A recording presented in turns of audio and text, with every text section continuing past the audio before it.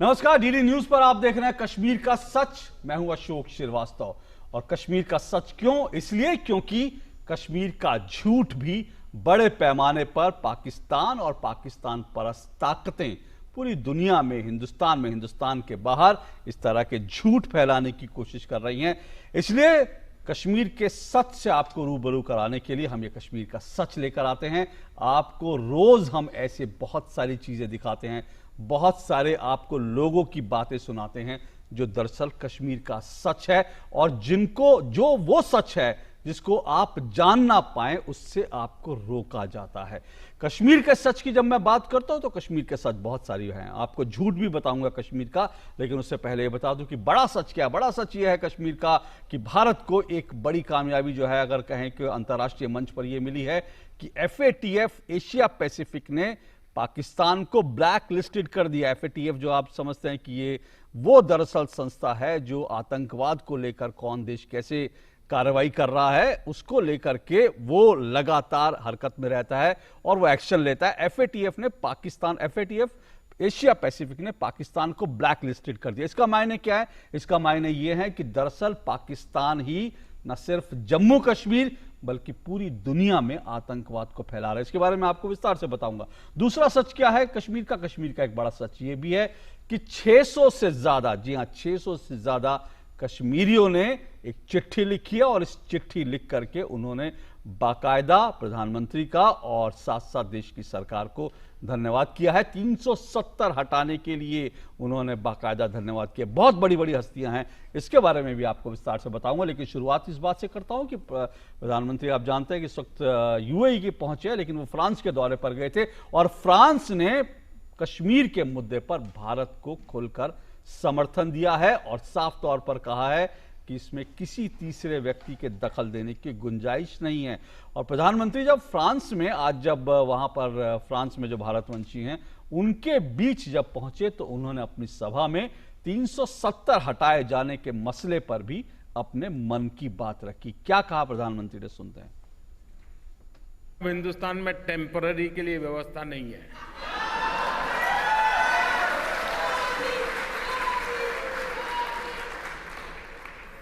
आपने देखा होगा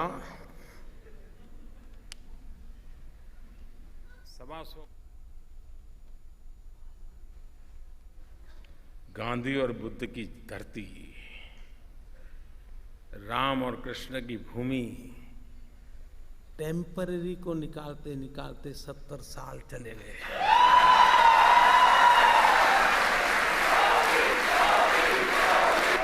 टेम्पररी को निकालने में 70 साल। मुझे तो समझ नहीं आ रहा है हंसना कि रोना।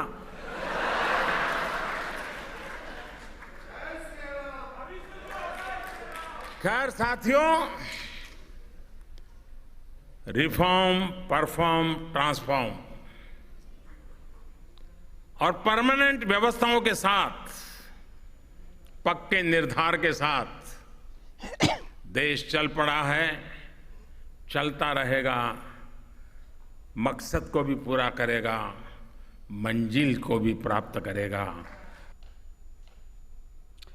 तो टेम्परेरी के लिए भारत में अब कोई जगह नहीं है, और ये बात प्रधानमंत्री ने साफ तौर पर कही। और जैसे ही प्रधानमंत्री ने ये बात कही, आप सुन रहे थे, देख रहे थे कि कैसे वहां पर फ्रांस में जो भारतवंशी हैं उन्होंने किस तरह से जोरदार तालियां बजाकर प्रधानमंत्री की इस बात का स्वागत किया। पूरी दुनिया में लोग इस बात से जो भारतवंशी हैं इस बात से बहुत खुश हैं जिस तरह से 370 हटाई गई। और कश्मीर का एक सच ये भी है कि 370 हटाने के बाद आज 18 दिन हो गए हैं, और इन 18 दिनों में कुछ प्रतिबंध वहां पर अभी भी हैं, प्रतिबंधों के चलते लोगों की दिक्कतें भी हैं, लेकिन इन 18 दिनों में एक भी इंसानी जान कश्मीर में नहीं गई है। ये कश्मीर का सच है, और ये भारत की जो प्रशासन है, भारत के जो सुरक्षा बल हैं और जो जम्मू कश्मीर का प्रशासन है, ये उसकी एक बड़ी कामयाबी है। बहरहाल मैंने आपसे कहा कश्मीर का सच है तो कश्मीर का झूठ भी है। आइए नजर डालते हैं कश्मीर के झूठ पर, किस तरह से पाकिस्तान और पाकिस्तान परस्त ताकतें कश्मीर पर झूठ फैला रही हैं। आप ये देखिए कि किस तरह से झूठ फैलाया जा रहा है। सबसे बड़े झूठे निकले हैं पाकिस्तान के मंत्री अली हैदर जैदी। अली हैदर जैदी पाकिस्तान के मंत्री हैं, और उन्होंने एक नहीं कई पुराने वीडियो ट्वीट किए हैं पर यह ट्वीट कोई हरियाणा का है, कोई झारखंड का वीडियो है, लेकिन अली हैदर जैदी ने इनको कश्मीर में अत्याचार का कहकर जो है निकाला। तो इस तरह से अली हैदर जैदी के तमाम फेक ट्वीट जो हैं वो झूठे, फेक साबित हुए हैं कश्मीर पर, और सबसे बड़े झूठे अगर कोई निकले हैं तो पाकिस्तान के मंत्री निकले हैं। एक और झूठ, पाकिस्तान का रेडियो कितना बड़ा झूठ बोल सकता है। जी हां, पाकिस्तान रेडियो, पाकिस्तान टीवी इस वक्त झूठ के कारखाने बने हुए हैं। झूठ किस तरह से प्रचारित कर रहे हैं। पाकिस्तान रेडियो ने झूठी खबर दी कि श्रीलंका के राष्ट्रपति सिरिसेना ने कहा कश्मीर विवादित इलाका है, और उन्होंने भारत पाकिस्तान में मध्यस्थता की पेशकश की। लेकिन श्रीलंका ने जो बयान जारी किया है उसमें साफ तौर पर ऐसी किसी बात का जिक्र नहीं है कश्मीर को लेकर जो पाकिस्तान रेडियो दावा कर रहा है। तो पाकिस्तान रेडियो का बड़ा झूठ फेक साबित हुआ, फर्जी साबित हुआ। देखिए पाकिस्तान के टीवी, रेडियो, अखबार और पाकिस्तान के मंत्री किस तरह से एक के बाद एक झूठ फैला रहे हैं। पाकिस्तान के झूठ बेनकाब हम लगातार करते रहेंगे। एक और पाकिस्तान के नागरिक हैं, उन्होंने फैजल गफूर, उन्होंने कश्मीर पर कुछ वीडियो शेयर करे हैं, लोगों को भड़काने की कोशिश की है, पर उनके ये सारे वीडियोस जो हैं पुराने हैं और उनके ट्वीट भी फेक साबित हुए हैं, फर्जी साबित हुए हैं। तो ये आप देखिए पाकिस्तान की सरकार, वहां के प्रधानमंत्री, वहां का रेडियो, टेलीविजन, नागरिक बड़ी तादाद में जो है कश्मीर पर जो है झूठ फैलाने की कोशिश कर रहे हैं। लेकिन इन झूठ को हम चुनौती देते रहेंगे, बेनकाब करते रहेंगे, और हमारा दावा है इनमें से एक भी खबर अगर वो पाकिस्तानी साबित कर दें कि ये खबर दरअसल सच्ची है तो वो जो कहेंगे हम मान लेंगे। लेकिन उनकी तमाम खबरें जो हैं वो झूठी निकल रही हैं और हम दावे के साथ उनके झूठ को पकड़ रहे हैं। लेकिन कश्मीर पर कुछ और भी आवाजें हैं जो आप तक पहुंचनी चाहिए, जो सच्ची आवाजें हैं कश्मीर पर। ऐसी आवाजों को भी सुन लेते हैं। ईशा कोप्पिकर को आप जानते हैं, बॉलीवुड की एक अभिनेत्री हैं और बहुत ज्यादा सोशल मीडिया पर और बहुत ज्यादा सोशल इश्यू पर नहीं बोलती, लेकिन 370 पर उन्होंने क्या कहा, आइए सुनते हैं। 370 का जो डिसीजन है, इस डिसीजन से और इस डिसीजन के लिए मैं हमारे प्राइम मिनिस्टर का पूरा साथ देती हूँ, और बहुत ही अच्छा हुआ जो हुआ, और अब कश्मीर भी खिल उठेगा, और I am really feeling proud about 370। और मुझे लगता है कि जो हुआ है इसके बारे में बहुत ही सेंसिटिवली, बहुत सोच समझ के हमारे माननीय प्राइम मिनिस्टर ने जो ये कदम लिया है, बहुत सोच समझ के लिया और अच्छा ही किया। तो ईशा कोप्पिकर कहती हैं उन्हें इस बात का गर्व है जिस तरह से, जिस संवेदनशील तरीके से इस पूरे मामले को हैंडल किया गया और जिस तरह से 370 को हटाया गया। और ईशा कोप्पिकर ने कहा कश्मीर खिल उठेगा, और मैरी कॉम को कौन भूल सकता है। मैरी कॉम कई बार की, 6 बार की विश्व चैंपियन है बॉक्सिंग के। उनके पंचेस के आगे दुनिया कई बार ढेर हो जाता है दुनिया के खिलाड़ी। उन्होंने क्या कहा, 6 बार की विश्व चैंपियन है एमसी मैरी कॉम। उन्होंने कहा कि जम्मू कश्मीर से धारा 370 हटाने का उन्होंने समर्थन किया। मैरी कॉम ने कहा कश्मीर के खिलाड़ियों को अब पहले से ज्यादा सुविधाएं मिलेंगी और वो देश के लिए और बेहतर प्रदर्शन कर सकेंगे। एमसी मैरी कॉम राज्यसभा की सांसद हैं और 6 बार की बॉक्सिंग के विश्व चैंपियन हैं। एक देश के लिए ही नहीं, दुनिया के लिए एक बहुत बड़ी आदर्श हैं, एक रोल मॉडल हैं। और उन्होंने जो कहा वो भी आप सुन लीजिए, क्योंकि ये आवाजें आप तक पहुंचनी जरूरी हैं।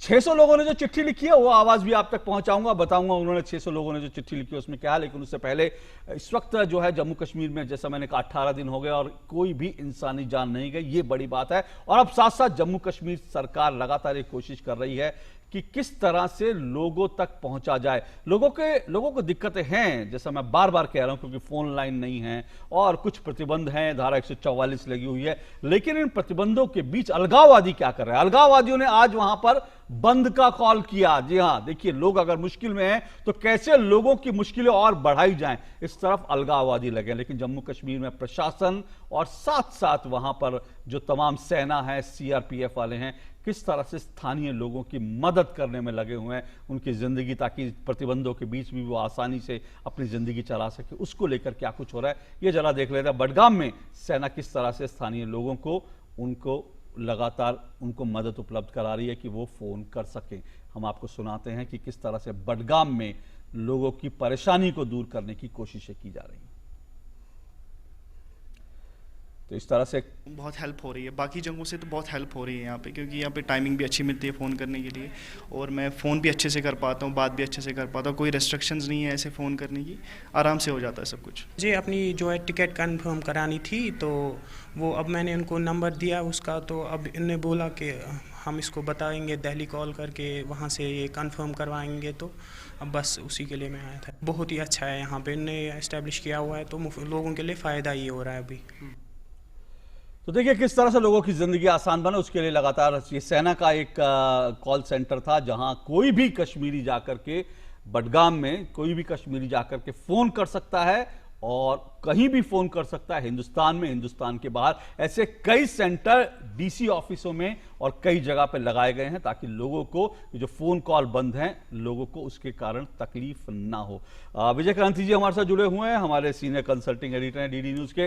विजय जी, ये प्रयास जो चल रहे हैं, जाहिर सी बात है फोन बंद है, लोगों को दिक्कतें हो रही हैं, लोग अपने परिवार से बात नहीं कर पा रहे हैं, इसकी तकलीफ लोगों को जरूर होगी, लेकिन एक तरफ इस तरह के सेंटर बने हुए हैं कि लोगों की मदद हो जाए, दूसरी तरफ अलगाववादी लोगों की जिंदगी को और मुश्किल बनाने के लिए बंद का कॉल कर देते हैं। देखिए, पहली बात तो ये कि एक तरफ तो वो और उनके जो साथी हैं यहाँ, उनके समर्थक है, शोर मचा रहे हैं कि वहाँ सब कुछ बंद है, कुछ चलने नहीं दिया जा रहा। तो पहले तो सवाल ये पूछा जाए कि आप बंद कर रहे हो तो किसको बंद कर रहे हो?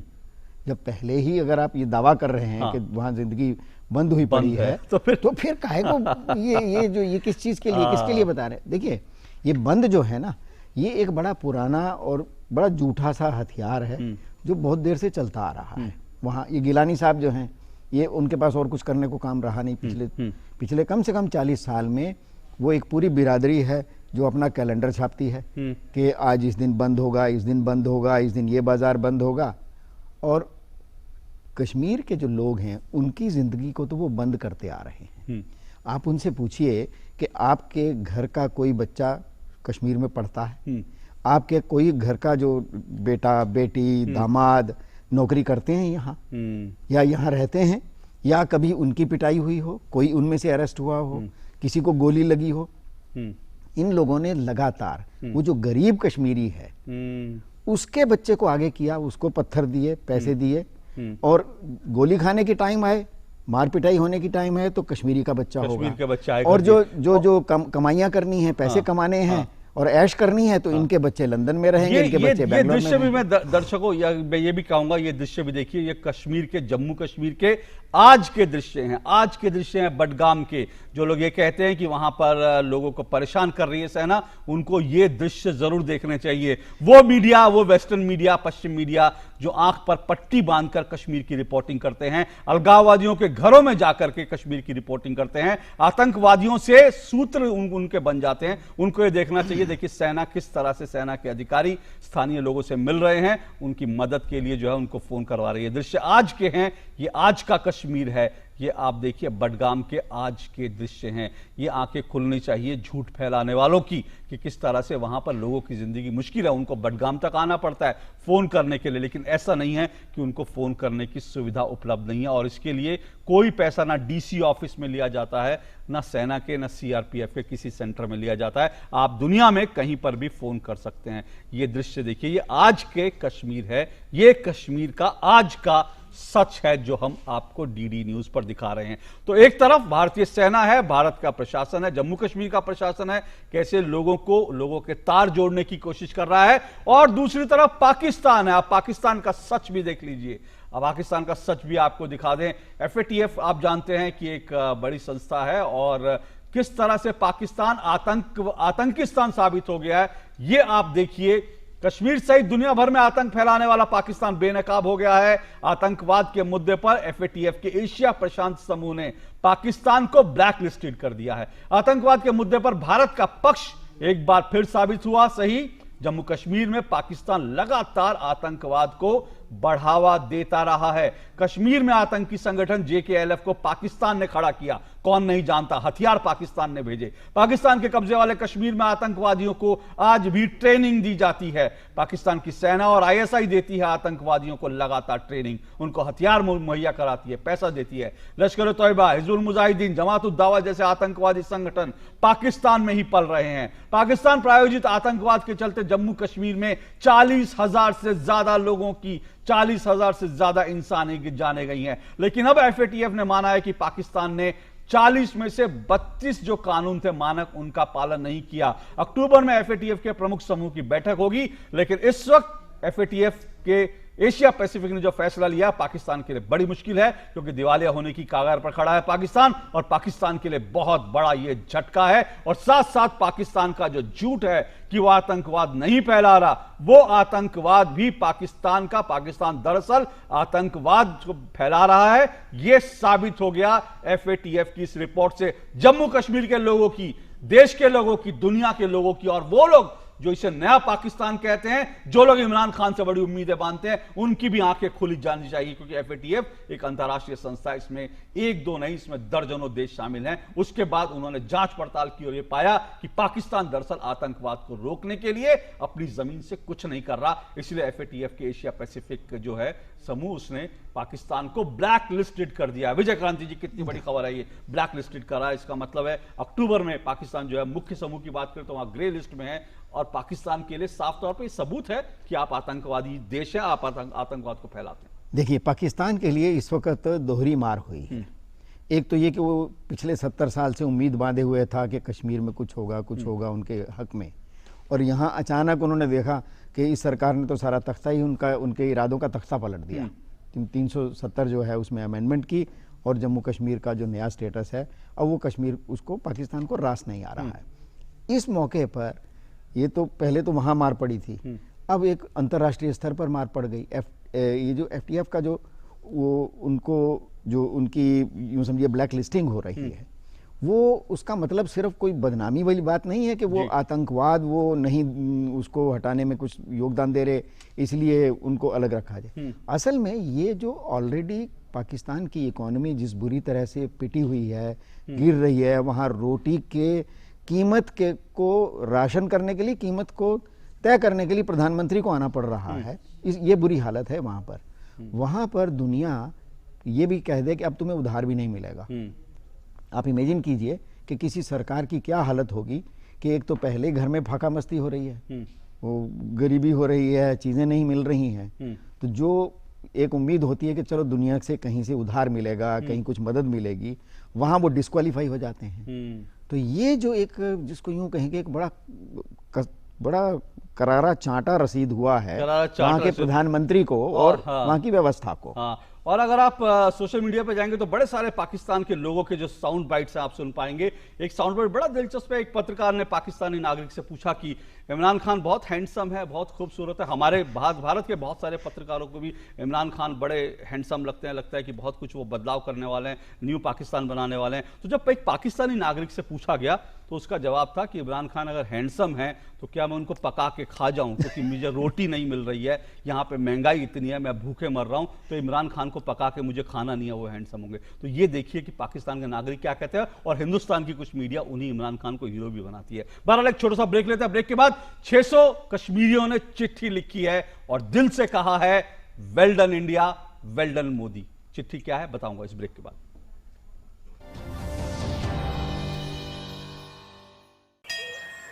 अरे सर गुरुजी प्रणाम। सर एक तो सवाल था, ये आधार कार्ड हम गरीबन के लिए क्या करता है?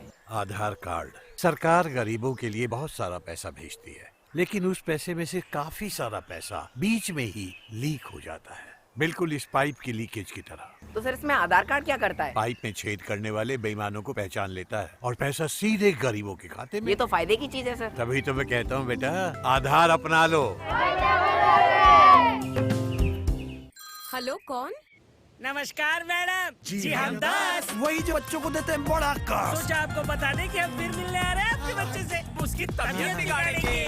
दस्त ऐसे दस्तक देकर नहीं आते, तो दस्त के लिए तैयार रहना। घर में ORS और जिंक है ना? दस्त की इलाज में देरी हुई तो शरीर में पानी और पोषण की कमी जानलेवा हो सकती है। इसलिए दस्त शुरू होते ही ORS और जिंक शुरू करें। दस्त के लिए तैयार रहना। घर में ORS और जिंक है ना?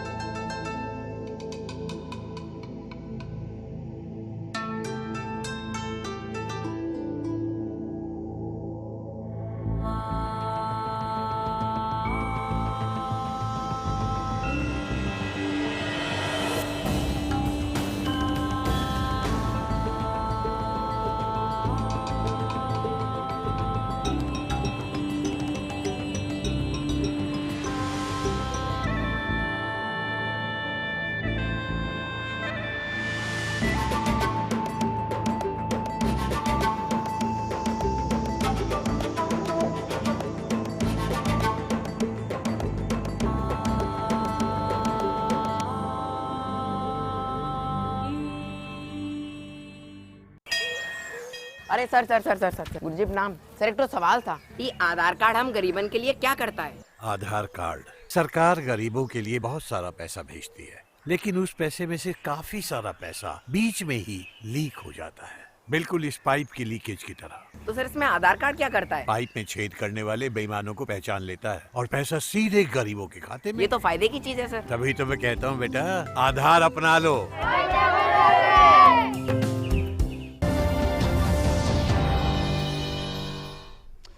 कश्मीर का सच आप देख रहे हैं और कश्मीर का हम सच आपको लगातार उससे रूबरू करा रहे हैं। 18 दिन हो गए जम्मू कश्मीर में जब धारा 370 को हटाया गया, एक भी इंसानी जान आज तक वहां नहीं गई है और धीरे धीरे गाड़ी जो है जिंदगी पटरी पर लौट रही है। इस बीच जो बड़ी बात है आपको बताऊं, इस बीच एक बड़ी खबर यह भी है कि कश्मीर के 600 लोगों ने, 600 कश्मीरियों ने चिट्ठी लिखी है और उन्होंने कहा है शुक्रिया आपने 370 को हटाया। 600 कश्मीरियों ने चिट्ठी लिखकर 370 हटाने का स्वागत किया है। चिट्ठी लिखने वालों में दुनिया भर के कश्मीरी शामिल हैं।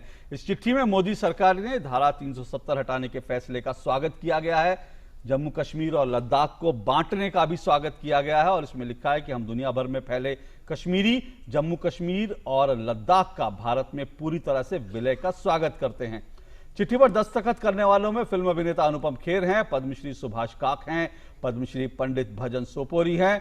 प्रमुख लोगों में और जो पत्र पर हस्ताक्षर करने वालों में उनमें पद्मश्री जवाहरलाल कौल, पद्मश्री डॉक्टर काशीनाथ पंडिता, बंसी कौल, डॉक्टर अग्निशेखर, नैन्सी कौल तनेजा, फिल्मकार अशोक पंडित जैसे प्रमुख लोग शामिल हैं। ये वो लोग हैं दरअसल जो अब तक जो हैं जो 600 लोगों ने चिट्ठी लिखकर कहा है कि जिस तरह से धारा 370 को हटाया गया बहुत सही फैसला है। ये कश्मीरियों की आवाज है, इसको आप तक पहुंचाना जरूरी है और ये कश्मीर का सच है। बहरहाल आगे बढ़ते हैं। इस बीच लगातार कोशिशें की जा रही है जम्मू कश्मीर में, अगर कहें तो वहां पर राज्यपाल के जो सलाहकार हैं अब लोगों की समस्याएं, क्योंकि समस्याएं तो हैं वहां, लोगों की समस्याएं सुन रहे हैं और उनको सुलझाने की कोशिश कर रहे हैं। लोग भी बड़ी उम्मीदें लेकर जम्मू कश्मीर के सलाहकार के दरवाजे पहुंच रहे हैं और तमाम सलाहकारों को कहा गया है वो अलग अलग इलाकों में जाएं और लोगों की समस्याएं सुने। दिखाते हैं श्रीनगर से आपको।